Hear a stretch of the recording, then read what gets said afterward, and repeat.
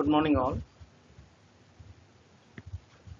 நேற்று நிஃப்டி எக்ஸ்பைரியில் ஒரு நம்மளுடைய ஃப்ரீ டெலகிராமில் we have given a beautiful trade. டெலகிராமில் பார்த்தீங்கன்னா நேற்று ஒரு